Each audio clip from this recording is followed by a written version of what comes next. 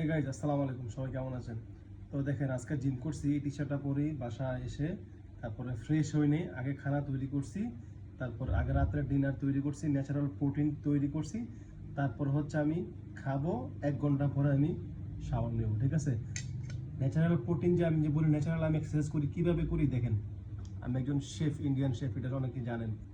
তো এখানে হচ্ছে কি কি আছে দেখেন, এখানে মাশরুম আছে, গাজর আছে, টফু আছে, ডিম আছে, পেঁয়াজ আছে, রসুন আছে।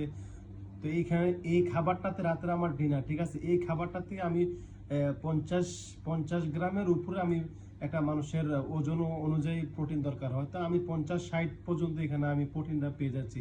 তাহলে আমি কিল্লিগা খামাখা 400-500 রিঙ্গিত দেওয়া ওই প্রোটিন কিনা আমি খাইতে যাবো? ঠিক আছে? এবং এগুলো কি ফ্যাক কিনা, এগুলা কি ন্যাচারাল কিনা, এগুলা কি ভালো কিনা? প্রোটিন খায় তো ডিব্বা ডিব্বা খায় তো মানুষ এখন বিভিন্ন রকমের লিভার টিভার বাদ হয়ে যায়, কত বডি বিল্ডার দেখি স্ট্রোক করে মারা যায়। ঠিক আছে? বিভিন্ন রকমের সমস্যা হয়। তা আমি বলি ভাই ন্যাচারাল করেন ভাই। ঠিক আছে? ন্যাচারাল করলে কি বডি কোন দিকটা কম হয় আমাদের, দেখেন তো। তবে হ্যাঁ, সাইজ বড় দেখা যায় না। ন্যাচারালটা হচ্ছে এরকমই, যদি টি শার্টটা খুলি তাহলে একটু বোঝা যাবে বডি আমি জিম করি, নাতে বোঝা যাবে না। বাস এতটুকু দেখানোর জন্য তো আর আমার মানুষের কোনো যায় আসে না। আমি একটু দেখানোর শো অফ করার জন্য আমি একবারে বডি বানায় পরে আমি স্টক করে মরে আমার কথা, আমার কি লাভ হইলো কোন?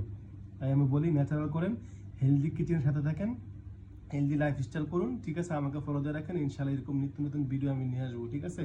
ওকে, পরবর্তী ভিডিও আবার দেখাবো ইনশাল্লাহ। বাই।